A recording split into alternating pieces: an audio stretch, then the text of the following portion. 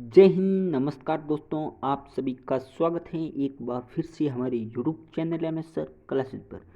Thumbnail देखकर आपको यह पता लग ही चुका होगा कि आज की क्लास किससे संबंधित होने वाली है।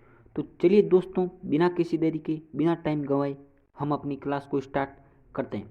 दोस्तों, इस क्लास के अंदर हमारे एसएससी एमटीएस जीके क्वेश्चन जो कि सभी प्रतियोगिताओं के लिए इम्पोर्टेंट होने वाले हैं, चाहे आप एसएससी एमटीएस की तैयारी कर रहे हो या कोई अदर एग्जाम जिसके अंदर जीके जीएस पूछा जाता है, उससे संबंधित आज की क्लास हमारी होने वाली है।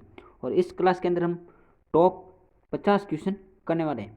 तो चलिए बिना किसी देरी के आज हम अपनी क्लास को स्टार्ट करते हैं। तो दोस्तों, आज की क्लास का हमारा पहला क्वेश्चन है, बक्सर के युद्ध के समय दिल्ली का शासक कौन था?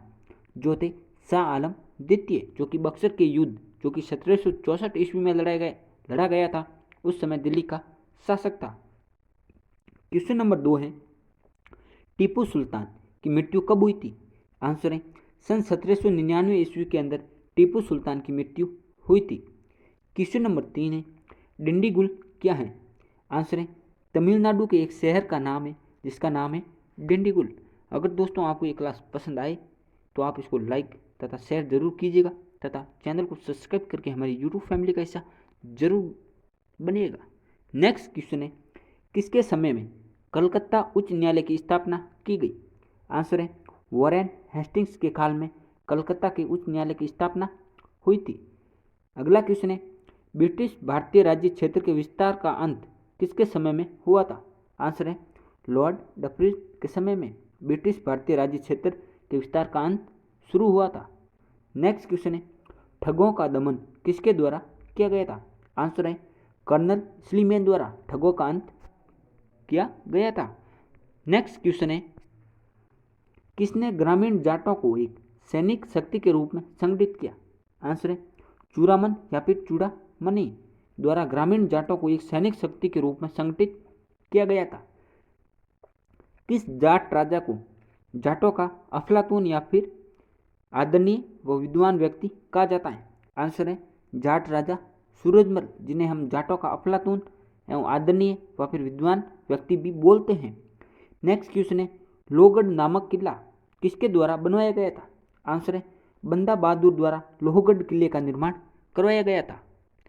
क्वेश्चन नंबर 10 है, किस मुगल बादशाह के आदेश पर बंदा बहादुर की हत्या की गई? आंसर है मुगल बादशाह फर्रुख शेर के आदेश पर बंदा बहादुर की हत्या की गई थी। 1 डिग्री देशांतर की सबसे अधिक दूरी कहाँ होती है?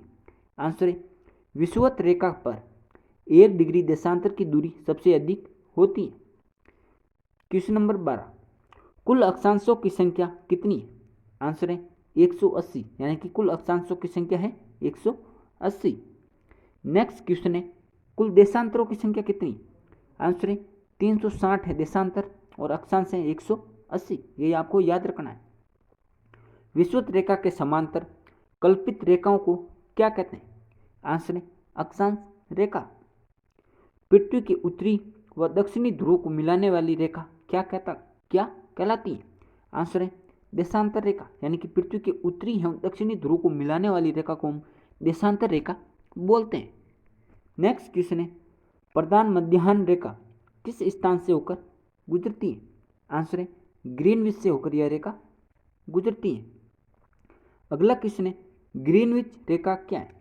आंसर है 0 डिग्री देशांतर रेखा, जिसे हम ग्रीनविच रेखा बोलते हैं।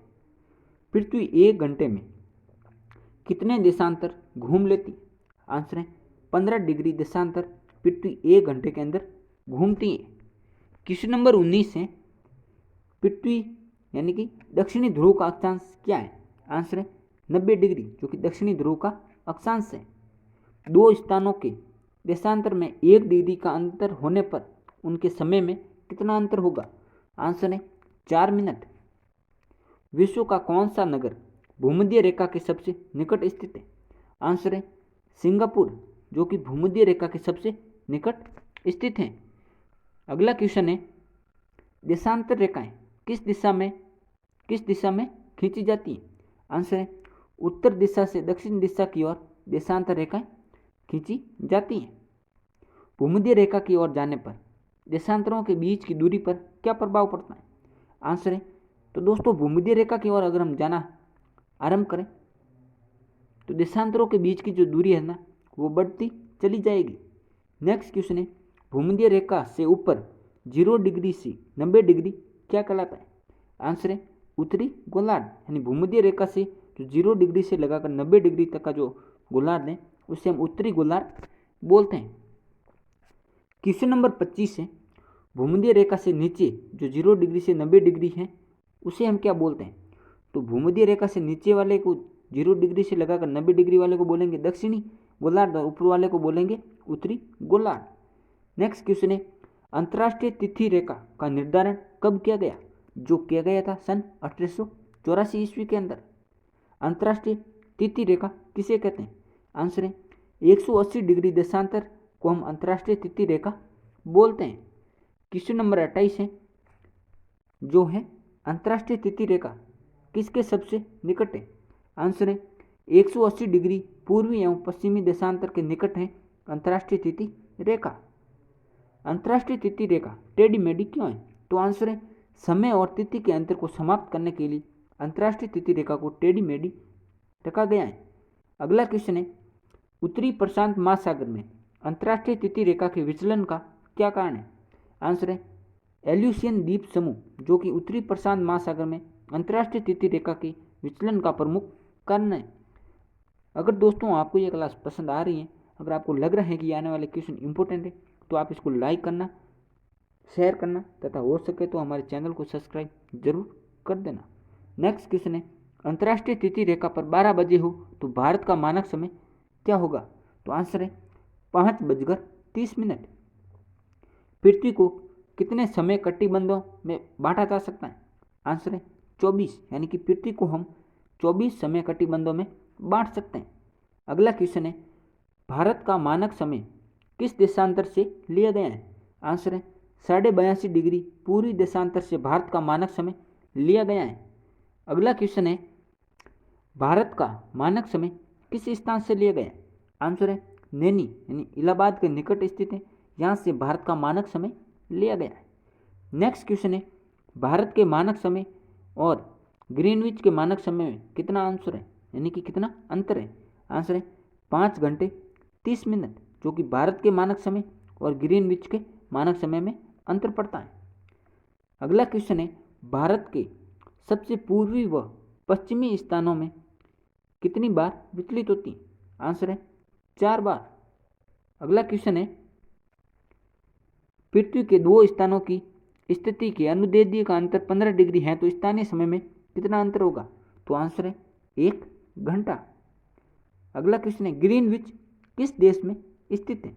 आंसर है यूनाइटेड किंगडम के अंदर ग्रीनविच है।